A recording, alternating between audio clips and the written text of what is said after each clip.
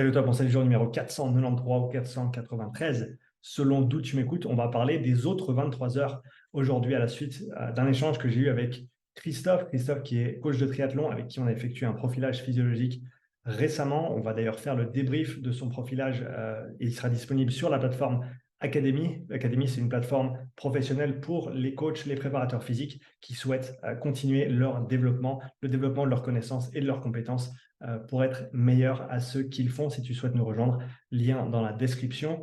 Donc, on va faire ce débrief avec Christophe de son profilage physiologique et à la suite de l'évaluation qu'on a fait ensemble, on a eu une chouette discussion et un de ces éléments, c'était justement les 23 ou les autres 23 heures dans la journée.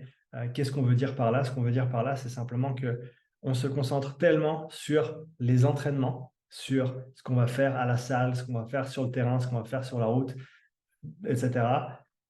Et on passe tellement peu de temps à parler de ce qui se passe en dehors des entraînements. Et ces 23 autres heures, c'est ce qui se passe en dehors des entraînements. C'est comment tu manges, c'est comment tu gères ton stress, c'est comment tu dors, c'est comment tu effectues ta récupération. Et on ne se rend pas compte que c'est ces éléments-là, en fait, qui vont véritablement déterminer la qualité de nos entraînements. Tu peux tout faire juste au niveau de tes entraînements. S'il n'y a rien qui va sur les autres 23 heures, tu n'iras vraiment pas très très loin, ou en tout cas tu iras beaucoup moins vite et avec beaucoup plus de peine et potentiellement plus de risques de blessures, de plateaux en performance, etc.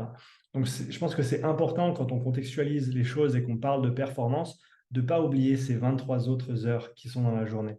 Bien entendu, il faut être cohérent, il faut être réfléchi, il faut être structuré, il faut être intelligent, il faut être flexible avec ses entraînements, il faut faire les choses bien, mais il faut également bien comprendre l'importance de l'environnement dans lequel tu te trouves et de la place que tu donnes à tes entraînements et surtout à comment tu peux récupérer de ces entraînements pour en bénéficier au maximum. Parce que l'entraînement, c'est bien de les faire, mais il faut surtout et avant tout les absorber. C'est le fait d'absorber et d'encaisser ces entraînements correctement qui va t'aider à progresser.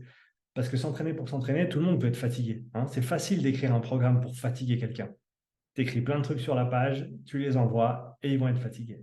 Mais est-ce qu'on peut trouver le bon équilibre entre ce qu'il faut faire pour progresser, mais donner assez de place pour qu'on puisse récupérer?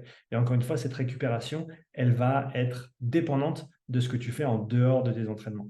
Donc, cette petite courte pensée du jour, c'est juste un petit rappel pour t'encourager à penser un petit peu à ton environnement et quelles sont les bases sur lesquelles tu vas faire tes entraînements et qui vont te permettre ou non de bien les assimiler, de bien les encaisser et d'absorber toutes ces adaptations pour en bénéficier.